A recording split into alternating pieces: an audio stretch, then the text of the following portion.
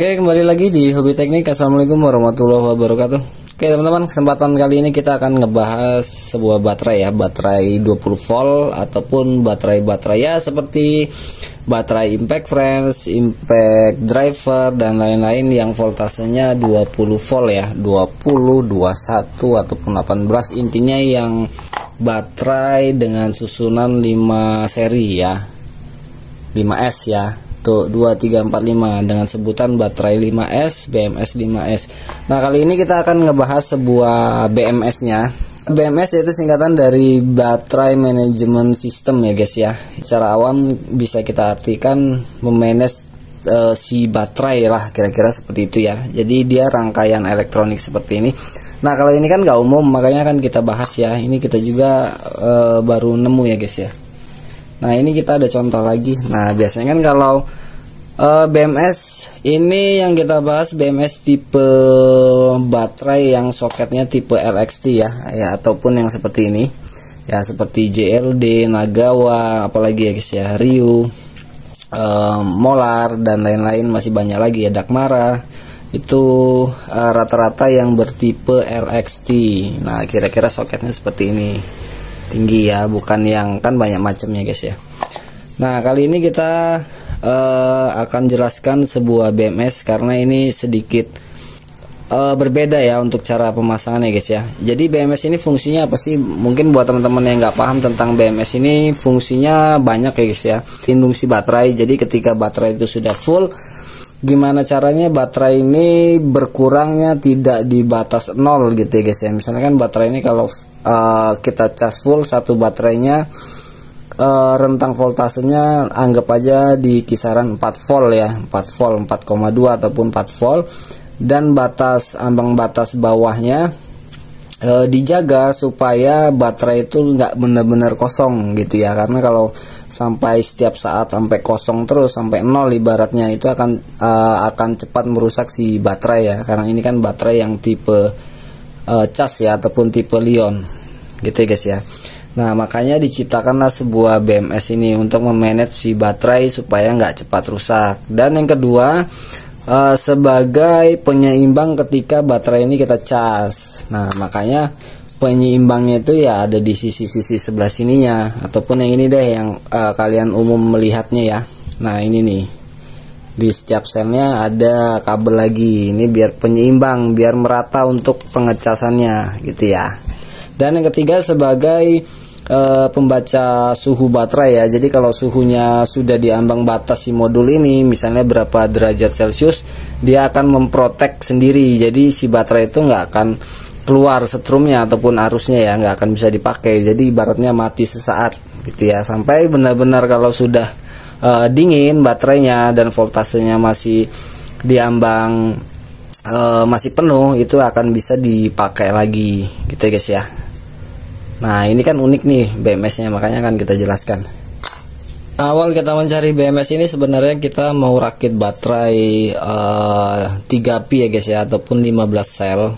Nah ya, makanya kita mau cari BMS yang setidaknya bisa menahan arus di atas 20 ampere ya guys ya, karena rata-rata kan BMS yang tipe seperti ini rata-rata mungkin maksimal di 20-an ya, 20 ampere ya.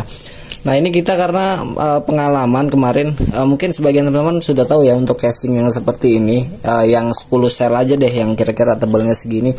Nah, ini setiap kita beli kan biasanya ada bawaan BMS tuh. Nah, bawaan BMS itu nggak kuat ya kalau kita sandingkan dengan baterai. Kebetulan kita ngerakit baterai ya kira-kira tipe high drain ya. Ini kita gunakan sel EV20P ya, kemungkinan dischargingnya sekitaran 20-30 ampere lah. Nah, itu ketika kita gunakan untuk gerinda itu langsung seperti panas ya, kita juga nggak tahu ya guys ya, panas terus mati dia. Nah, ini kita perhatikan untuk di BMS nya langsung seperti platnya itu tuh, panas sampai seperti ini ya, jadi pelangi seperti ini tuh, kelihatan nggak tuh ya. Dan ini semua ya, kita ada 2 nih kalau nggak salah nih, karena sebenarnya lebih dari 2, cuman itu kita tukar ya, kita tukar mungkin di impact range di bengkel mungkin ya, saya juga lupa tuh, sama kasusnya. Berarti ini yang di kutub positif ya, kalau yang di sebelah sini soketnya tuh. Jadi kalau kita tiap pakai gerinda agak lama sedikit langsung seperti ada asap ya, ada asap terbakar gitu. Pikir las-lasan spotnya yang di sini yang lepas gitu guys ya, ternyata di BMS-nya. Kemungkinan ini nggak kuat atau gimana, saya juga nggak paham ya, karena kita juga nggak seberapa paham tentang elektronik ya guys ya. Nah, kita putuskan menggunakan BMS, kita ganti yang seperti ini nih, ini warnanya kuning ya guys ya. Kalau kita lihat datanya sih di kisaran 20 ampere. Nah, ini kita coba pakai, ini aman ya, nggak ada masalah.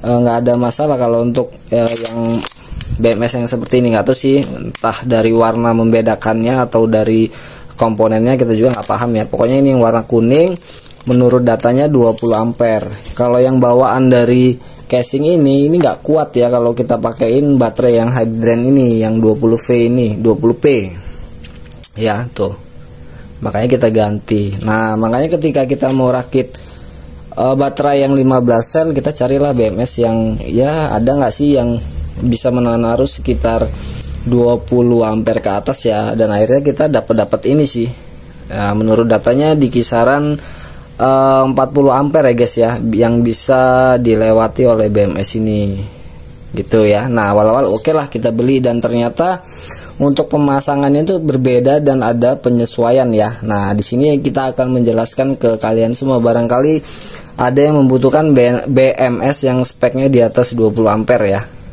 Ya, siapa tahu aja mau merakit baterai yang kapasitasnya besar seperti ini ya. Nah, oke, sekarang kita jelaskan perbedaan BMS ini dengan BMS pada umumnya yang khusus tipe LXT ya. Sekali lagi, tipe LXT biasanya cordelessnya itu ya merek-merek JLD, Nagawa, Ryu, Dakmara, Molar, dan lain-lain ya. Pokoknya soketnya gini deh gitu ya. Nah, ketika kita membeli, kita mau pasang awalnya guys ya, jadi ternyata dudukannya itu berbeda ya. Waduh, ini ternyata di bautnya di bagian sini nih ada 4 ya, ada 4 baut. Kita sejajarkan ternyata nggak bisa. Nah, namun setelah kita perhatikan, ternyata ada lubang 4 ini, 1, 2, 3 dan 4 itu ternyata buat dudukan ini. Jadi masih bisa kita pakai. Nah, ini kita sejajarkan deh. Ini kita sejajarkan tuh sama ya lubangnya ya. Nah, ini bisa diaplikasikan. Oke, jadi kita lanjutkan untuk memasangnya.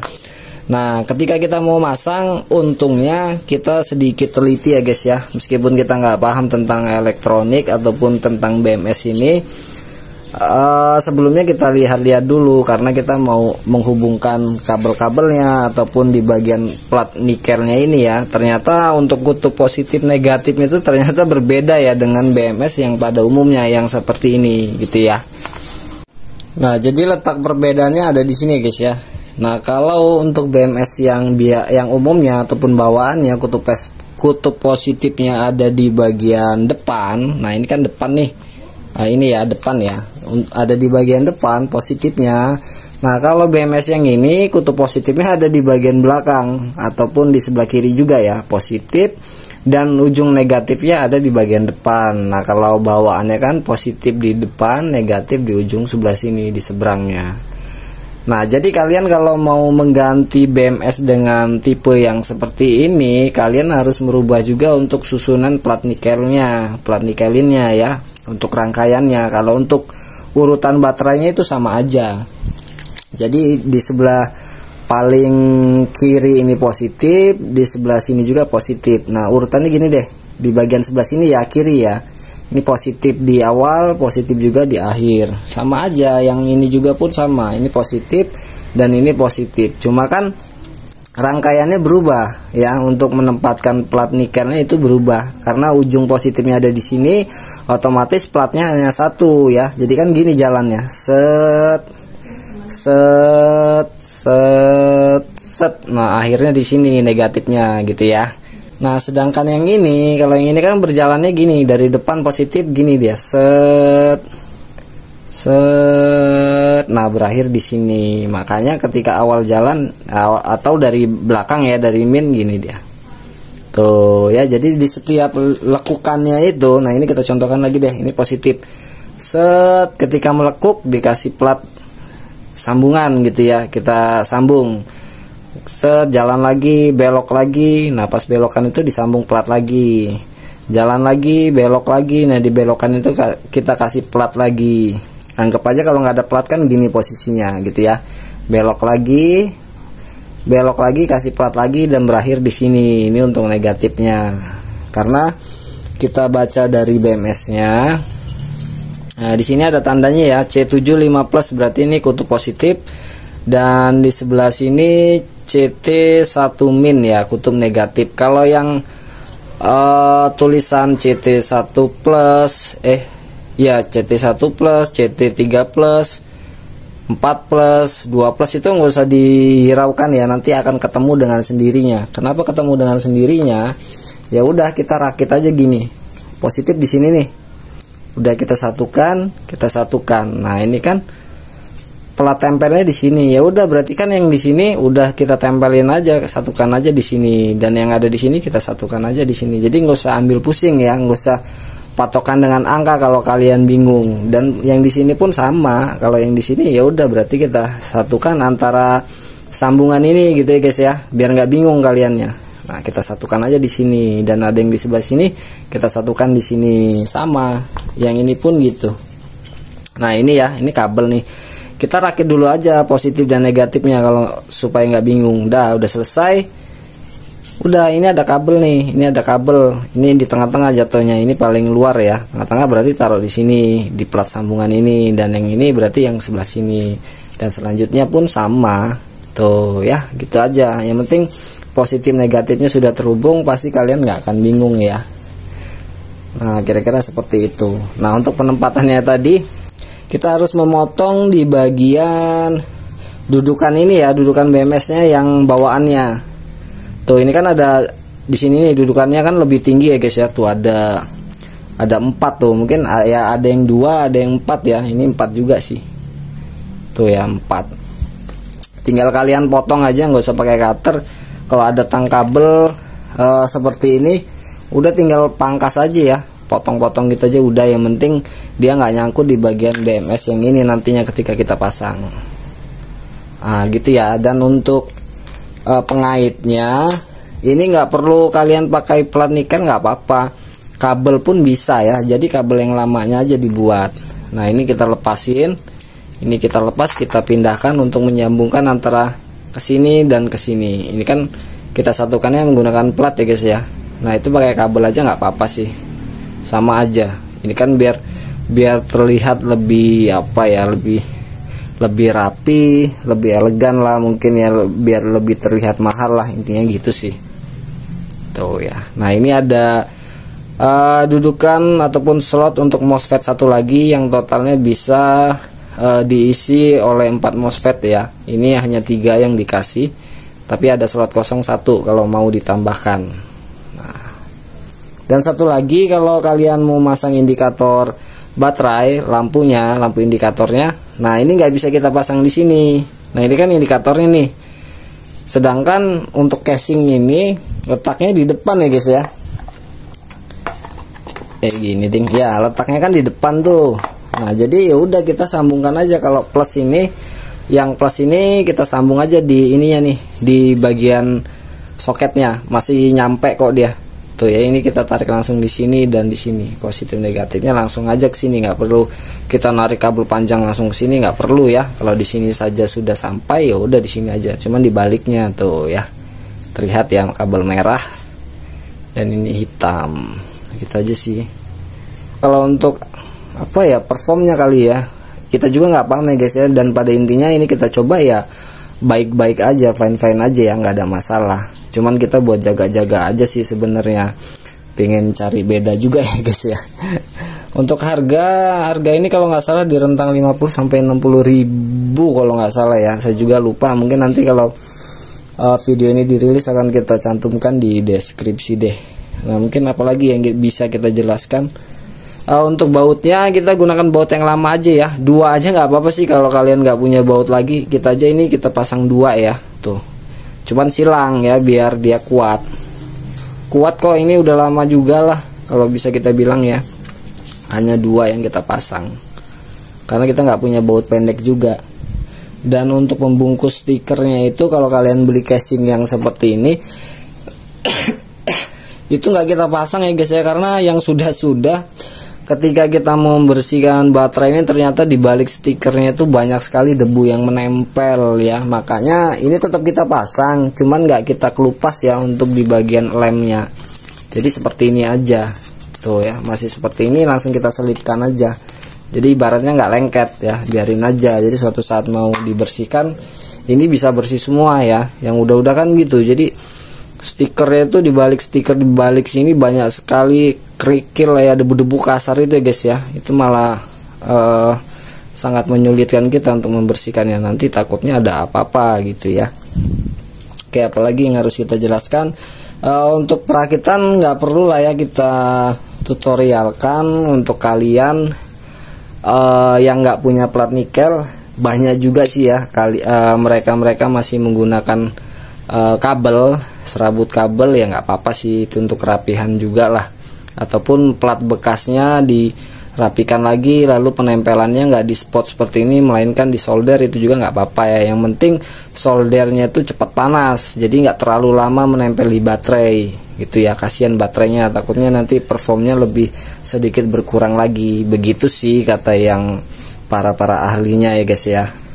Nah ini kita buat seperti ini nih ya, biar kelihatan rapi aja sih. Tadinya mau kabel ya kita satukan, cuman cobalah plat nikelnya aja kita tekuk-tekuk tuh ya. Sekali lagi, kutu positifnya ada di bagian belakang kalau untuk BMS yang tipe seperti ini.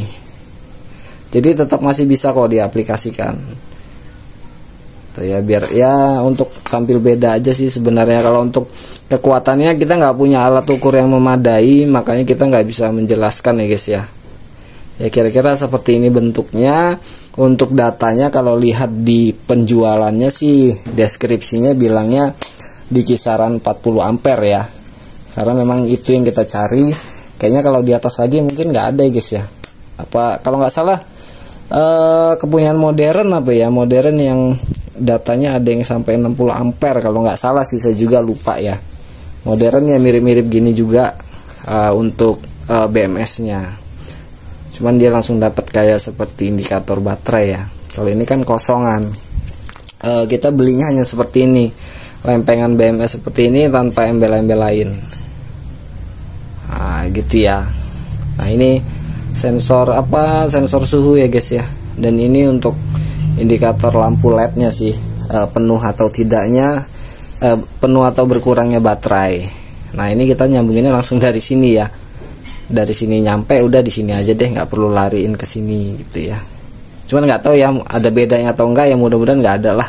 Kita juga nggak paham. Pada intinya voltase berkurang ya, lampunya juga udah sedikit berkurang gitu ya. Nah ini tuh ya, hanya 3 LED dari yang tadinya penuh. Cuman ini LED-nya ini aneh guys ya. Jadi kalau kita pasang di sini ketahuan banget deh, ada ijo-ijonya sedikit di bagian sini. Nggak tahu yang ini, baru yang ini yang kita dapetin ya, mungkin ininya kali ya. Cuman udah selang seminggu lebih kita ukur voltasenya masih utuh ya, nggak ada masalah ya. Berarti kan dia nggak menyedot arus yang sangat signifikan di baterainya ya. Yaudah nggak kita masalahin kalau untuk itu. Oke, apalagi ya yang bisa kita jelaskan? Ya mungkin kalau ada yang kelewat kalian bisa tanyakan di kolom komentar ya. Dan mungkin untuk responnya sedikit lambat ya guys ya, mohon maaf sekali lagi. Nah ya pokoknya kalau kalian mau ngerakit, pada intinya harus membongkar ataupun merubah di bagian susunan plat nikelnya ini. Kalau nggak dirubah nggak bisa ya guys ya. Jadi karena plusnya ada di sebelah sini, dan di sini plat stripnya tunggal, plat nikelnya nggak digabung seperti ini. Ya pokoknya ada bedanya. Nah ini kita barangkali kalian nantinya mau di screenshot tuh ya, ini tampak depan. Nah, rangkaiannya seperti ini. Nah, yang di sini. Nah, gitu ya. Pokoknya harus dirubah formasinya, susunannya harus dirubah. Lalu untuk chargernya gimana Bang? Chargernya sama aja ya, untuk charger impact bawaan itu nggak apa-apa, bisa kok, bisa dipakai. Masih kita udah sering coba, kita juga ngecasnya pakai charger yang seperti itu masih bisa bekerja gitu ya. Jadi apalagi yang bisa kita jelaskan, sepertinya udah ya guys ya, nggak ada lagi yang perlu kita jelaskan. Untuk perakitan ya nggak usah lah, nggak usah kita praktekkan terlalu lama nantinya. Pada intinya pokoknya kalau kalian mau cari BMS yang di atas 20 ampere ya ini sih ya, mungkin ya inilah ya, nggak tahu kalau ada tipe yang seperti ini di atas 20 ampere, kita juga belum tahu. Barangkali bisa di kasih di kolom komentar ya, dikasih tahu infonya di kolom komentar. Barangkali memang dari teman-teman juga mau nyari, kan nggak perlu ribet lagi untuk membongkar susunan plat nikelnya guys ya, gitu ya. Oke, mungkin itu aja yang bisa kita bagikan ke kalian. Pada intinya gini, kita juga nggak paham tentang elektronika, mungkin ini belajar dari pengalaman aja sih. Barangkali kalian ada kebingungan tentang BMS ya, inilah BMS untuk tipe-tipe baterai 20 volt tipe soket LXT ya. Ya sekali lagi power toolnya JLD, Nagawa dan lain-lain Molar ya, pokoknya yang tadi sudah kita sebutkan ya guys ya. Oke, cukup sekian, dan seperti biasa buat teman-teman yang baru mampir di Hobi Teknik, tonton video yang lain ya guys ya, barangkali ada sesuatu yang bermanfaat di antara video-video yang sudah kita bagikan. Dan jangan lupa buat teman-teman ditunggu subscribe-nya, klik loncengnya, dan klik yang tulisan semua ya. Siapa tahu kita ada upload video terbaru, teman-teman dapat notifnya. Dan jangan lupa juga di share ke medsos kalian semua, dan mudah-mudahan ini bermanfaat untuk orang banyak dan menjadi berkah ya guys ya. Sampai ketemu lagi, wassalamualaikum warahmatullahi wabarakatuh.